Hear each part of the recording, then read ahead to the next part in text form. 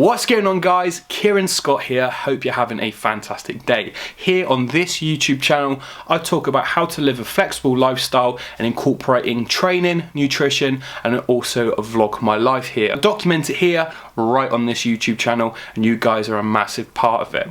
I'd also like to say thank you to all the new subscribers that we have recently got. You guys are absolutely amazing. You are the reason why I like creating these videos, because most importantly, I just want to help you and get rid of some of the fluff in the fitness industry. So today's video is going to be a sit-down conversation between myself and you guys, and I'm going to show you how you can incorporate flexible dieting into your lifestyle so you guys can stay on track and achieve your fitness goals, whether that's decreasing body fat, increasing lean muscle mass, or most importantly, just trying to stay fit and healthy.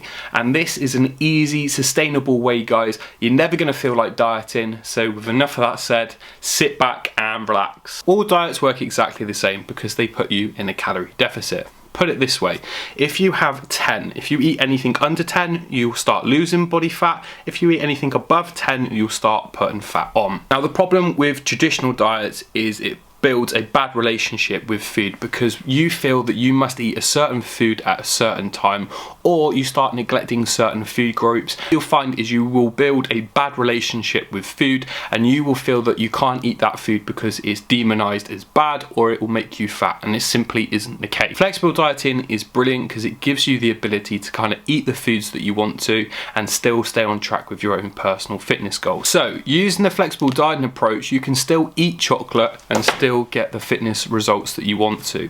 The reason why it works is obviously you need to be in a deficit. As long as we're consuming less calories than what we actually need, fat loss will occur. With flexible dieting, the way I like to break it down for my clients is this. So say you have 2,000 calories for the day, okay? From the moment you wake up to the moment you go to bed, it's up to you how you spend that currency. I could spend 250 calories straight away when I wake up to eat chocolate, and I would probably lose about 15% of my daily calories. But I would be happy with that because I made the choice and I wanted to do it. With traditional diets, you don't track your macros. Macros are basically carbs, protein, fat, and alcohol, but we're not going to talk about alcohol. But it gives me the approach of able to spend my calories where I want to. With a traditional diet, I don't have the ability to do that. It's all structured for you, so you do it in meals, meal 1, 2, 3, 4, 5, and 6. With flexible dieting, it allows you to create the meals. It allows you to be a little bit more venturous. It allows you to customize. It allows you to eat different foods every day. And the reason why it works is this. You have a certain amount of calories that you need to hit, and those calories are then broken down into carbs, proteins, and fats. And you have mini goals that you need to work towards. So you might need to hit 200 grams of protein, 300 grams of carbs, and 80 fat. Now throughout the day, I like to use an app, and I'll talk about this in a minute, and it allows me to kind of choose the foods I want to. I've just got to make sure that my scores equal what they need to equal at the end of the day. So basically, I need to hit my protein goal, my fat goal, and my carbs, and it's up to me to do it. This may not work for some people because they need to be a little bit more structured. They need to have it written down for them, and on a whole, flexible dieting is brilliant. I give it to my clients. It allows them to eat the foods they want to, they feel good, and they don't feel like they're dieting or starving themselves. I'm just going to run through how to use MyFitnessPal, and trust me when I say this, it's an absolute game changer. You're never going to go back to the old you, and this is literally going to help you achieve your fitness goals. Right guys, I'm going to walk through how to do MyFitnessPal. I do apologise if I'm looking down here because I'm just trying to read it off for you guys. So, in the top corner you will see goals, food, and exercise. So the goal is the amount of calories that you need to consume through the day. The food is telling you how many you've already consumed. Personally, I would not count exercise because exercise is a variable, you cannot control it. What you do in the weight room towards what you do like moving about, there's too many variables, so you will burn more calories just being active, moving about, rather than a gym session, and I don't count the exercise, so that's it. And also tells you what's remaining. Now obviously when you set up MyFitnessPal, it will give you your suggested calories. Now if you go back to my previous video, I will show you how to actually work out your calories and your macros. So I would stop here, go back, watch the old video, and then come back. Hopefully you guys have got your calories and your macros, and I'm just going to show you how you guys are going to set it up on the app. So first of all, you need to go to this bottom right hand corner where it says more. Click on that. We're then going to go down to the goal section, so it's kind of like a circle and a circle and a circle. Click there. It's then going to come up with nutritional goals. That's going to be in the middle, and what we want to select is the calories, carbs, protein, fats and goals. So those are your macronutrients. Those are the targets we're going to work towards, so click on that. So at the top it should say default goals. Okay, you will need to change these for your specific maintenance, or whether you're doing a fat loss or whether you're doing a gain phase. So off the top of my head, my maintenance is 2,700. So I'm just going to type that in, 2,700. Now, it will generate its own percentages on how it likes, but obviously if you go back and watch the previous video, I'll show you how I like to set that up. So for me, it's saying that I need 270 grams of carbs, 236 grams of protein, and fat 75. Personally, protein is too high, so I'm going to drop the protein down to 203, and then what that will do is it allows me to go up and increase it as possible. So generally that's what I would do.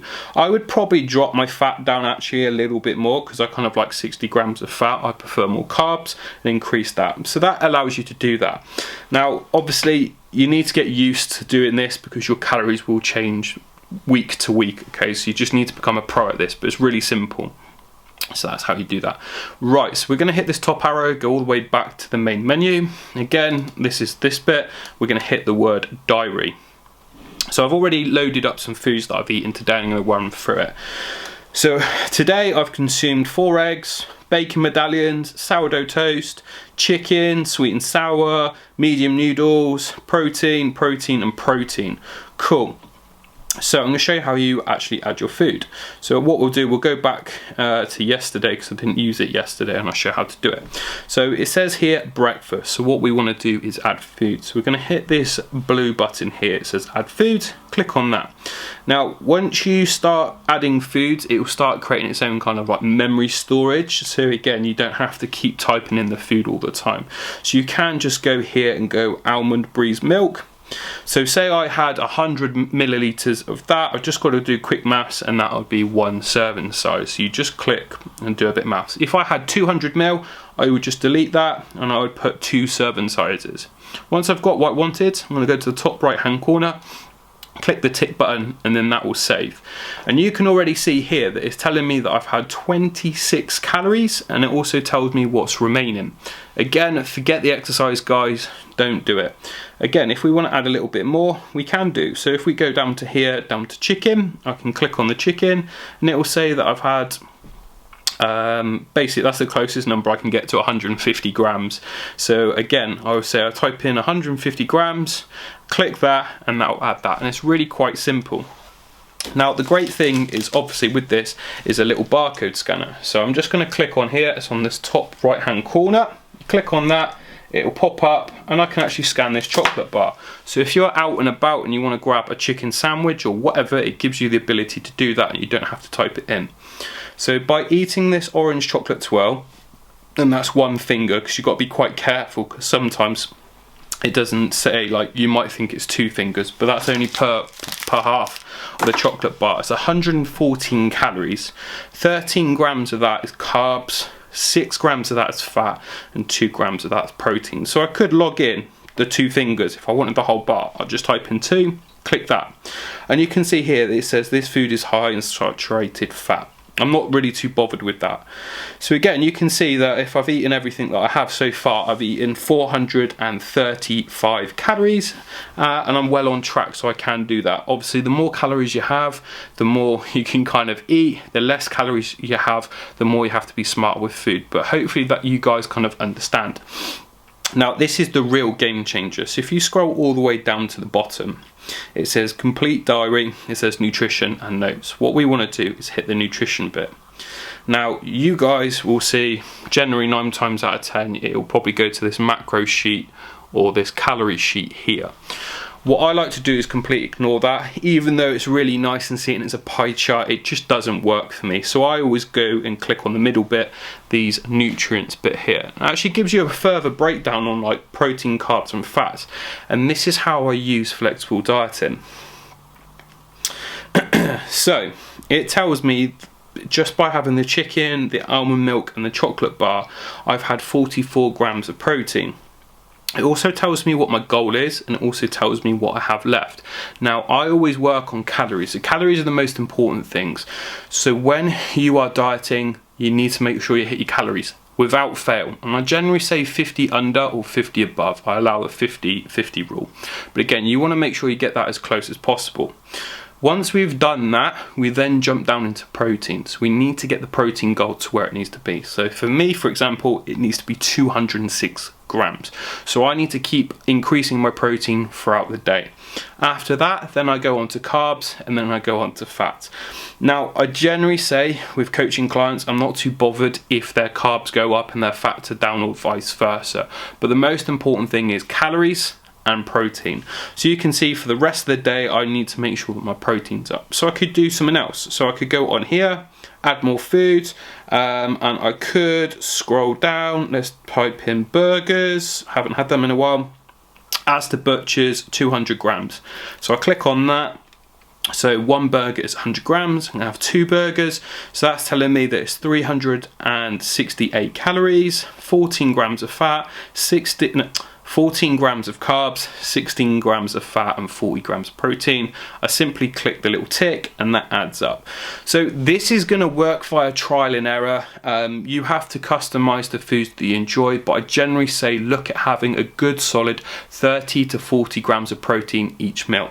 Now this is a game changer, and this is something that I've been doing for years. Say I'm out and about, say I'm in London or Oxford or wherever I'm going to go, okay, and I need to grab a good protein source, that something's high in protein, something's filling, and I'm going to enjoy. And my go-to is Subway. So I'm going to type in Subway on here. And because I've already eaten it, it's logged it into the database. So it's a chicken tikka Subway. So clicking on there, it's 592 calories, 76 grams of carbs, 6.4 grams of fat, so it's quite low fat, and 50 grams of protein. Now that is my go-to whenever I'm out and about, if I'm dieting, or if I just generally have a fitness goal at the time, and that's my go-to, because the great thing with Subway is it's decent protein, and you can just pack it full of veggies, micronutrients, and it fills you up, and it's fast food. So you just click on there. Now I do warn you, you can use other fast foods. So if we type in Five Guys, because everyone loves a Five Guys, you can click on here. Let's click on the burger, for example. So cheeseburger, 840 calories, 40 grams of fat, 40 grams of carbs, not too bad on the carbs. The fat, on the other hand, is 55 grams. Now, if your daily allowance is 60, you're going to completely mess up your calories. And then, obviously, there you've got your protein, which is 47 grams. So if you wanted to have a Five Guys, you could do. It just means you've got to be very calculated with your food at the end of the day. It just means that you're just going to have nothing but carbs and protein to eat. But hopefully, guys, you kind of understand that. If you do have any further questions on how this works or anything like that, put a comment in the comment section below, and I'll be more than happy to answer any of your questions that you guys have. Hopefully I've simplified it. Nutrition doesn't have to be that complicated. Dieting isn't that complicated. It's just a case of staying accountable. It's also making sure that you're consistently sticking towards it. Now, if you have enjoyed the way I've broken this video down, and if you do enjoy this video, please hit the like button. That lets YouTube know, and also lets myself know that you guys enjoy this style of content, and I can produce more of that, because ultimately I want to produce content that's going to help you guys. And like I spoke about earlier in the video, guys, you cannot out-train a bad diet. If you are not seeing the results that you want to, it's probably because you're not tracking the food, and hopefully this video has helped you. Most importantly, if you have hit a fitness plateau, whether that's decreasing your body fat, it might be a case of you needing to drop your calories a little bit more, or the other way and increasing them. But that's another story. I'll cover that in a future video. If you guys want to see more training videos, nutrition videos, lifestyle vlogs, please consider subscribing. Anyway, guys, keep it real, and I'll catch you in the next one.